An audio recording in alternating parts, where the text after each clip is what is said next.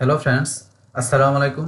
আমি MD Jasimuddin Khandakar, check update technique চ্যানেলের পক্ষ থেকে আপনাদেরকে জানাচ্ছি ওয়েলকাম। আজকের ভিডিওতে আপনাদের সাথে শেয়ার করব WordPress Bangla tutorial part 9, how to use media library in WordPress. অর্থাৎ আজকে আমরা কি ওয়ার্ডপ্রেস বাংলা টিউটোরিয়াল পার্ট 9 এর মধ্যে কি দেখব, যে আমরা ওয়ার্ডপ্রেসের মধ্যে কিভাবে আমরা মিডিয়া লাইব্রেরি ব্যবহার করতে পারি সে বিষয়টা। তো এখন আমাদের এই বিষয়টা ধরুন আমরা করার জন্য আমাদের যদি ডোমেন হোস্টিং পারচেজ করা থাকে, তাহলে আমরা আমাদের ব্রাউজারে চলে আসবো। বাস আসার পরে ধরুন এখান থেকে আপনি আপনার ডোমেনের নামটা লিখবেন, যেমন আমি লিখছি এখানে। বাস লেখার পরে তারপরে ধরুন আপনারা এখানে স্ল্যাশ দিয়ে তারপরে এখানে কি করবেন, wp admin বা wp-login.php বাস একটা লিখলে হবে। বাস আমি ধরুন wp admin লেখা এন্টার দিলাম। দেওয়ার পর আপনারা ইউজার নেম পাসওয়ার্ড দিয়ে লগ ইন করে আপনারা ড্যাশবোর্ডে ঢোকার পরে তারপরে সেখান থেকে আপনারা মিডিয়া লাইব্রেরি কাজটা করতে পারবেন, যদি আপনাদের ডোমেন হোস্টিং পারচেজ করা থাকে সেই ক্ষেত্রে।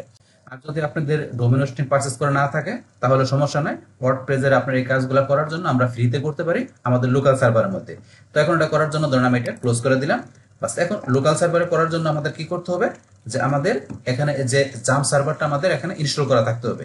ইনস্টল করা থাকলে আপনারা যদি এখানে স্টার্ট মেনুতে আসেন, আসার পরে এই যে এখানে জাম কন্ট্রোল প্যানেল বা আপনারা যদি এখান থেকে সার্চ দেন XAM বাস লেখার পরে জাম কন্ট্রোল প্যানেল এখানে ক্লিক করবেন। কাজ করার পর এখান থেকে আমাদের এই যে অ্যাপ আছে MySQL, আমাদের দুইটা এখান থেকে স্টার্ট করে দিতে হবে। কারণ আমার এখানে কিন্তু অলরেডি স্টার্ট করা আছে। বাস এখন যদি আপনার স্টার্ট করা না থাকে তাহলে এই যেরকম স্টার্ট লেখা আসবে, আসলে এখানে অ্যাপ আছে স্টার্ট আর MySQL স্টার্ট করে দিবেন। করার পরে আপনারা এখান থেকে এটা মিনিমাইজ করবেন। বাস তারপর এখন আমরা আমাদের ব্রাউজারে চলে আসবো। আসার পরে এখান থেকে আমরা কি লিখবো, যে এখানে আমাদের ব্রাউজারে আসার পরে আমরা লিখবো লোকাল হোস্ট।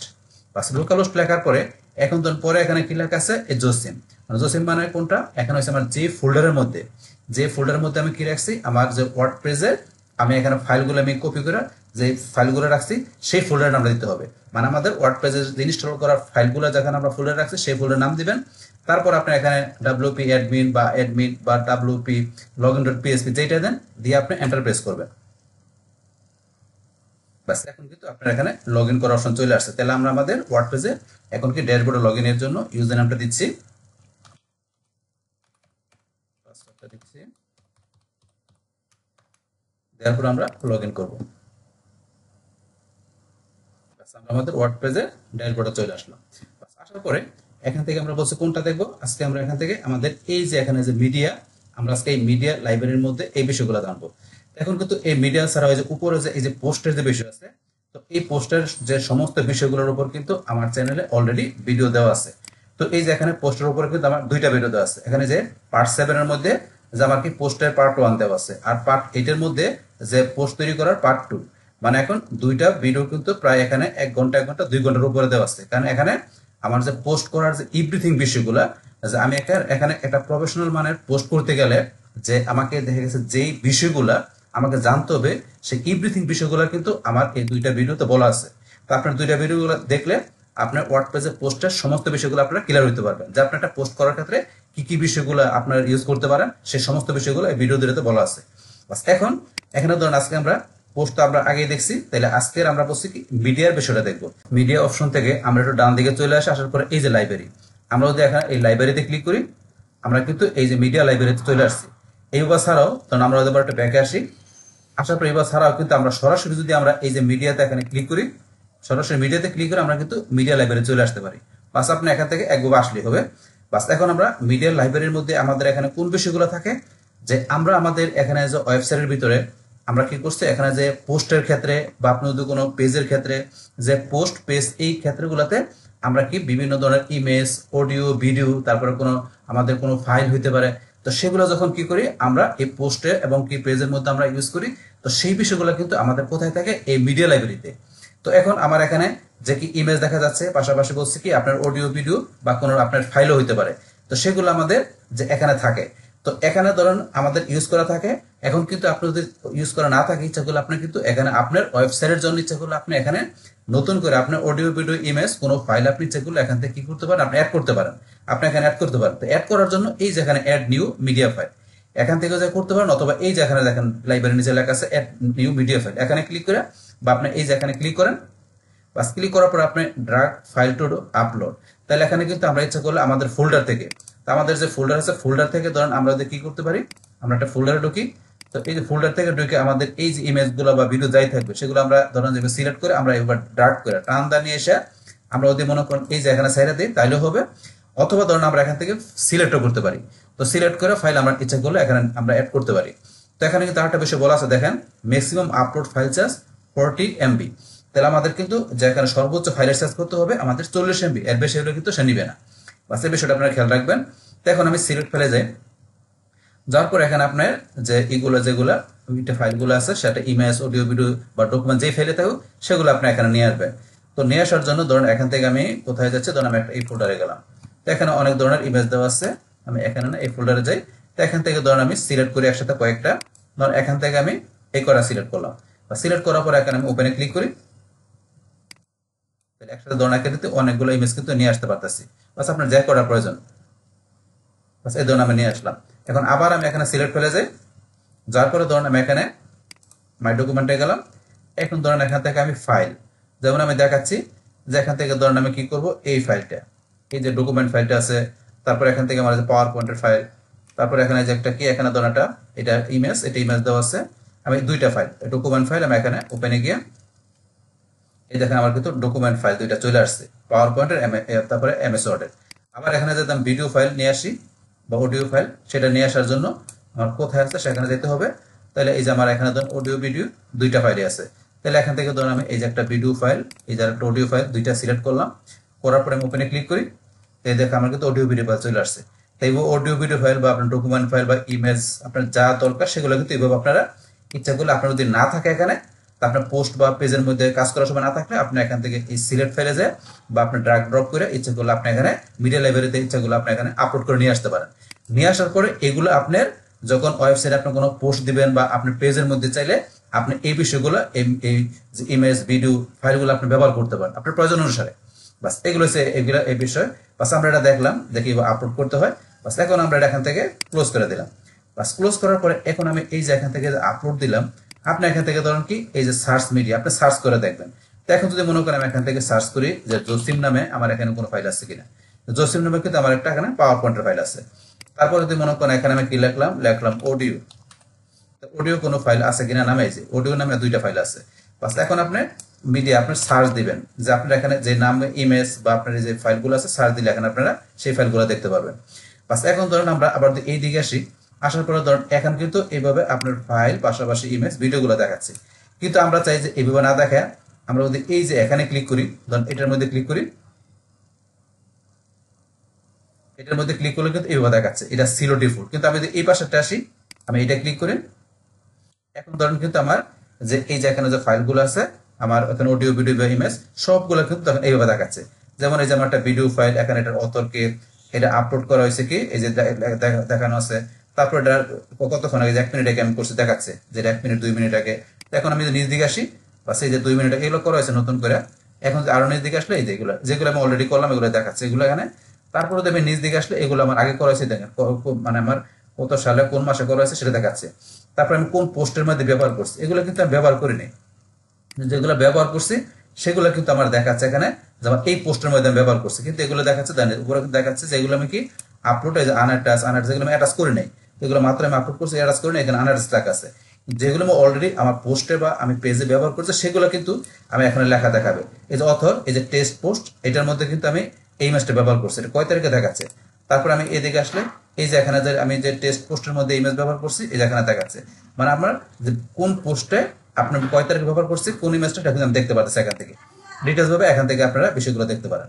এইটা হচ্ছে আপনার এই অপশন থেকে, কিন্তু আমরা এটা দিলে আবার আগের মতো হয়ে যাবে। তারপর এখানে কিন্তু আপনার এই যে এখান থেকে এই যে আপনার 1 থেকে 3, তারপরে যদি আমরা এখানে আসি, বাস তারপরে কিন্তু এই যে আপনার 2 থেকে 3 এইভাবে কিন্তু আপনার নেক্সট পেজ দেখতে পারেন। তারপরে এখানে ধরুন আমাদের কতগুলো ইমেজ দেখাচ্ছে, আপনি এটা দিলে কিন্তু একবারে লাস্টে আসতে পারেন। এগুলো আপনারা প্র্যাকটিস করবেন, তাইলে হবে। বাস তারপরে ধরুন আমরা এখান থেকে আবার এই যে এটা ক্লিক করে আগের মধ্যে চলে আসি, আমরা আগের মধ্যে চলে আসলাম, এবার চলে আসলাম, আবার এখানে ক্লিক করি, এরকম হয়ে গেল। তো এখানে আসার পরে কিন্তু আপনি চাইলে এই যে এখানে সিলেক্ট করে আপনি যে সিলেক্ট করে কি করতে পারেন, সিলেক্ট করলাম, করার পরে ধরুন এখান থেকে আমরা এই যে ডিলিট করতে পারি। তখন আমি একটা দিয়ে দেখাচ্ছি, তখন আমি এইটা উঠাই দিলাম, এটার মধ্যে আসলাম, আসার পরে এখন আমি এডিটে এডিট করতে পারি, এডিট করতে পারেন। তারপরে এটা চাইলে আপনি পারমানেন্ট ডিলিট করতে পারেন এখানে ক্লিক করে। তারপর এটা ভিউ করতে পারেন অডিওটা, তারপর এটা কপি করতে পারেন, এই অডিওটা ইউআর কপি করতে পারেন, তারপর এই অডিও ফাইলটা ডাউনলোড করতে পারেন, মানে যে কোনো ফাইল। এখন অডিও বাদ আমরা নিচে আসি, ধরুন ইমেজ আসি, তাহলে এখান থেকে ইমেজটা সিলেক্ট করলাম, করার পর ইমেজটা আপনি এখান থেকে এডিট করতে পারবেন, তো এখান থেকে ডিলিট করতে পারবেন, ভিউ করতে পারবেন, কপি করতে পারবেন এটা ইউআরএলটা, তার ডাউনলোড ফাইলে করে আপনি ইমেজটা ডাউনলোড করতে পারবেন। এই যে অপশনগুলো দেওয়া আছে এখান থেকে, যেমন আমি যে এডিটে যাই, এখানে আমি এডিটে আসলাম, আসার পরে এই ইমেজটা আপনি এখানে এডিট করার জন্য এই যে এটা নামটা আছে, এটা নামটা এখানে চেঞ্জ করে দিতে পারেন এখানে। তারপরে যে পার্মানেন্ট লিঙ্ক, এই ইমেজটা পার্মানেন্ট লিঙ্ক, এই যে এখানে ক্লিক করে এটা লিঙ্কটা আপনি নিতে পারেন, এখানে ক্লিক করে কিন্তু এই লিঙ্কে ইমেজটা ওপেন হবে। বাস তারপর এখানে এটা আপলোড করা হয়েছে, এই যে কয় তারিখ কটার সময় দেখাচ্ছে, তারপর এটা আপলোডেড বাই, এটা কে কোন অথর করছে, এটার এই যে ইউআরএল, তারপর এটা ইউআরএলটা আপনি ড্যাশবোর্ড থেকে কপি করতে পারেন, ডাউনলোড করতে পারেন, তারপর এটা ফাইলের নামটা কি, ফাইল টাইপ কি পিএনজি, সাইজ কতটুকু আছে, ডাইমেনশন কতটুকু আছে, এটার কত পিক্সেল, তারপরে ডিলেটেড পার্মানেন্টলি আপনি ডিলিট করতে পারেন, ডিলিট পার্মানেন্টলি ডিলিট করতে পারেন, এখান থেকে অপশন দেওয়া আছে এটা। বাস এখন আপনি কোনো কিছু চেঞ্জ করেন, লাস্টে আপডেট দিবেন, চেঞ্জ করলে আপডেট দিলে বাস এই চেঞ্জটা আপনার হয়ে যাবে। যেমন এখান থেকে আমি আপডেট দিলাম, এই যে আমি যা চেঞ্জ করলাম সেই চেঞ্জটা কিন্তু এখানে রয়ে গেছে, তো এখান থেকে। তো এখন এটা ধরেন আমি এখান থেকে এইভাবে আপনারা বিষয়গুলো এডিট করতে পারেন। আবার এখান থেকে ধরেন আমরা ক্লোজ করে দিলাম, এখান থেকে ধরেন এসে আমি এটাতে আমি করলাম, তারপর আরো বিষয় দেওয়া আছে দেখেন, আপডেট করা ছাড়াও এই যে নিচে আসলে আপনি এখানে অল্টার কি করতে পারেন, আপনার অল্টারনেট টেক্সট ব্যবহার করতে পারেন, ক্যাপশন ব্যবহার করতে পারেন, তারপরে চাইলে ইমেজের ডিসক্রিপশন লিখতে পারেন। তো অনেক বিষয় দেওয়া আছে, এগুলো করার পর লাস্ট আপডেটে ক্লিক করলাম, সেই বিষয়গুলো আপডেট হয়ে যাবে। তো আপনি চাইলে আপনার ইমেজের জন্য এই বিষয়গুলো করতে পারেন। বাস এখন আমরা এখান থেকে আবার আমরা এখান থেকে লাইব্রেরিতে ক্লিক করে আমরা আমাদের এখানে লাইব্রেরি চলে আসলাম। তো এইভাবে কিন্তু এখান থেকে বিষয়গুলো আপনারা করতে পারেন। এখন আমরা আবার এখানে ক্লিক করে এই অবস্থায় চলে আসি, বাস চলে আসলাম। আসার পরে ধরুন এখান থেকে আমরা কিন্তু আগে ইমেজগুলো ছিল একটু অন্যভাবে আমরা দেখতে পাচ্ছি, কিন্তু এছাড়াও যদি আপনি এখানে ক্লিক করেন, ধরুন আমরা যে কোনো ইমেজে বা ভিডিওতে যদি ক্লিক করি, ধরুন আমি ইমেজে ক্লিক করলাম, করার পরে এখন কিন্তু আমরা ইচ্ছা করলে এখান থেকে এডিট করতে পারি। যে বা এই পাশে আসলে এখানে ধরুন কি লেখা আছে, আপলোড করেছে কয় তারিখে, এটা আপলোড করছে কি, অথর কি, ফাইলের নাম কি, এই যে ফাইল টাইপ এগুলো দেখাচ্ছে। তারপরে আপনারা এখানে অল্টারনেটিভ টেক্সট ব্যবহার করতে পারেন। অল্টারনেটিভ আমরা কি ব্যবহার করতে পারি, টেক্সট ব্যবহার করতে পারি। তারপরে এখান থেকে টাইটেল, ক্যাপশন, ডিসক্রিপশন, তারপরে যে এখানে ফাইলের ইউআরএল, ইমেজে, তারপরে এটা কপি করতে পারেন। এই এখানে দেওয়া আছে আপনার view, media file, edit, more details, তারপর ডাউনলোড করতে পারি, ডিলিট করতে পারমানেন্টলি, মানে আগে যে বিষয়গুলো সেম বিষয়গুলো এখানে দেওয়া আছে। তো এডিট ইমেজে, এই যে এডিট ইমেজে আমরা ইমেজটা এডিট করতে পারি। এই যে এখানে যে আপনি এডিট করার জন্য বাস এই যে ইমেজটা আমাদের এখানে আসলে, তারপর এখান থেকে যে স্কেল, তারপর আমরা ইমেজ রোটেশন চেঞ্জ করতে পারি। এই যে এখান থেকে যে, তারপর এখান থেকে আরো বিষয় আছে, এগুলো আপনারা প্র্যাকটিস করবেন, এগুলো আপনারা করতে পারি। বাস এগুলো আমরা দেখলাম, এখান থেকে এই কাজগুলো করা যায় ইমেজের জন্য। বাস এখন ধরুন আমরা আবার এখানে একটু আবার আসি। বাস আসার পরে ধরুন এখান থেকে আমরা যদি এই যে এখানটা সিলেক্ট করি, করার পরে এই যে এখানে আমরা যদি আসি, আসার পরে যে ডিলিট পার্মানেন্টলি ক্লিক করলে আমি অ্যাপ্লাই দিই, এটা কিন্তু পার্মানেন্টলি ডিলিট হয়ে যাবে। তো এটা আপনি অ্যাপ্লাই ক্লিক করেন, এখান থেকে করতে পারেন, আপনি অপশন দেওয়া আছে, বা এই যে এখান থেকে সরাসরি যা করতে পারেন, এক জায়গা থেকে করলেই হবে। বাস অপশনগুলো আছে। বাস এখন তারপরে ধরুন আমরা যদি আবার এই অবস্থায় যেখানে যেগুলো থাকি না কেন, আমরা এইদিকে আসলে কিন্তু কিছু বিষয় দেওয়া আছে, এগুলো কি, যে অল মিডিয়া আইটেম, এখানে আমরা সব ধরনের ফাইলে দেওয়া আছে, বলছি অডিও, ভিডিও, আপনার ইমেজ, কোন ডকুমেন্ট ফাইল যা হোক না কেন সব থাকবে যদি এটা থাকে অল মিডিয়া আইটেম। কিন্তু আপনি চাচ্ছেন স্পেসিফিক কোনো ফাইল দেবেন, ইমেজে ক্লিক করলে শুধু এখানে ইমেজ গুলো দেখাবে, এখানে কিন্তু অন্য কোনো ফাইল দেখাবে না, শুধু ইমেজ ফাইল গুলো। আবার যদি আপনি এখানে অডিওতে যান, তাহলে আপনার এখানে অডিও ফাইল গুলো দেখাবে, আপনি ভিডিওতে যান, ভিডিও ফাইল গুলো দেখাবে, আপনার ডকুমেন্টে যান, আপনার ডকুমেন্ট ফাইল যেগুলো আছে দেখাচ্ছে, যে ডকুমেন্ট ফাইল আছে দুইটা দেখাচ্ছে। আপনি স্প্রেডশিটে যান, স্প্রেডশিটের ফাইল নেই। আপনার আর্কাইভে গেলেন, আর্কাইভের ফাইল আমাদের এখানে নাই। আনঅ্যাটাচমেন্টে গেলে এই যে আনঅ্যাটাচমেন্ট, এই ফাইলগুলো দেওয়া আছে, মানে যেগুলো আমি ব্যবহার করি নাই, মাত্র যেগুলো আমি আপলোড করছি সেগুলো হচ্ছে আনঅ্যাটাচমেন্ট ফাইল, এগুলো দেখাচ্ছে। তারপর এখান থেকে আমি মাইনে গেলে বাস এখানে সবগুলো ফাইলে দেখাবে, এই মাইনে এগুলো অল মিডিয়া আইটেমে দেখায়। বাস এইভাবে কিন্তু আপনি এখান থেকে বিষয়গুলো আপনি একটু ফিল্টার করে দেখতে পারেন। তারপর এখানে ধরুন আপনার অল ডেট, সকল ডেটের এখানে কি দেওয়া আছে, আমার এখানে মিডিয়া ফাইলগুলো দেওয়া আছে। কিন্তু আপনি চান যে এখানে আপনার এই যে এই ডেটা দেখবেন, তাই ক্লিক করলে এই ডেটের যে ফাইলগুলো সেগুলো দেখাবে, বা অন্য কোনো ডেটা থাকলে সেখানে ক্লিক করে আপনার স্পেসিফিক কোনো আপনার ডেটের এখানে কি করতে পারেন, আপনি এইগুলো দেখতে পারেন, ফাইলগুলো দেখতে পারেন। বাস তারপর এখান থেকে যে বাল্ক সিলেক্ট, আমরা এখান থেকে যে বাল্ক সিলেক্টটা সিলেক্ট করতে পারি, বাস অপশন দেওয়া আছে এগুলা। বাস তাহলে এখন আমরা এগুলো দেখলাম। তো এখন থেকে যে কোন বিষয়টা আমাদের এই মিডিয়া লাইব্রেরির যে বিষয়টা আছে, যে এটা এখন থেকে আমাদের কিভাবে ব্যবহার করতে হবে সেটা জানলাম। তারপরে অ্যাড মিডিয়া লাইব্রেরি থেকে আমরা কিভাবে এখানে যে আমাদের প্রয়োজন মতো ইমেজ, ভিডিও বা অন্য যে ডকুমেন্ট ফাইল, বা আমাদের দেখা গেছে এখানে আর অন্য যে ফাইল থাকবে সেগুলো কিভাবে আমরা এখানে আপলোড করতে পারি সেগুলো আমরা জানলাম। তো এইভাবে মূলত আমরা এখান থেকে যে এই মিডিয়া লাইব্রেরির যে বিষয়টা আছে, এটা আমাদের ওয়ার্ডপ্রেসের সাইট থেকে আমরা ব্যবহার করতে পারি। বাস আপনি যখন এখানে কোনো পোস্ট দিবেন, বা বলছে আপনার পোস্টের ক্ষেত্রে বা আপনার পেজের মধ্যে হইতে পারে, বিশেষ করে পোস্টের ক্ষেত্রে কিন্তু এই বিষয়গুলো ইউজ করছি। বাস আপনার পেজ তৈরি করার ক্ষেত্রে কিন্তু সেখানে ইচ্ছা করলে আপনি যদি চান ব্যবহার করতে মিডিয়ার আপনার ফাইল সেখানে করতে পারেন। কিন্তু এখন পোস্টে বা পেজে যেখানে করেন সেখানে ব্যবহারকৃত আপনার সমস্ত যে মিডিয়াগুলো থাকবে সেটা অডিও ভিডিও বা ইমেজ যেটা থাকবে সেগুলো এখানে আসবে। পাশাপাশি আপনি যদি আপনার যদি ওয়েবসাইটে কাজ করতে গেলে আপনার আরো কোনো ইমেজ ভিডিও বা অন্য কোনো ফাইল লাগে সেগুলো এই যে অ্যাড নিউ ভিডিও ফাইল এখানে যে আপনারা এখান থেকে আপনার প্রয়োজন সেগুলো আপনি এখান থেকে আপলোড করে নিতে পারেন। আপলোড করলে সেগুলো এখানে চলে আসবে।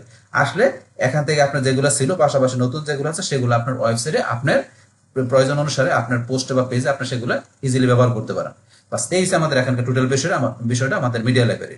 বাস তাইলে এখন আমাদের আজকের ভিডিওতে আমরা কি জানলাম যে কিভাবে আমাদের ওয়ার্ডপ্রেসের ওয়েবসাইটের মধ্যে যে আমাদের মিডিয়া লাইব্রেরির যে বিষয়টা আছে সেটা কিভাবে ব্যবহার করতে পারি সেই টোটাল বিষয়টা কিন্তু আপনার সাথে কি করলাম শেয়ার করলাম।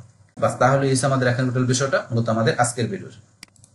ডিয়ার ফ্রেন্ডস, আমার আজকের এই WordPress Bangla tutorial part 9 how to use media library in WordPress এই ভিডিওটি আপনাদের কাছে ভালো লেগে থাকে কিংবা এই ভিডিও থেকে আপনারা কিছু শিখে থাকেন, উপকৃত হয়ে থাকেন, তাহলে আমার এই জেক আপডেট টেকনিক চ্যানেলটি আপনারা সাবস্ক্রাইব করবেন, লাইক করবেন, কমেন্ট করবেন এবং সবার সাথে শেয়ার করবেন।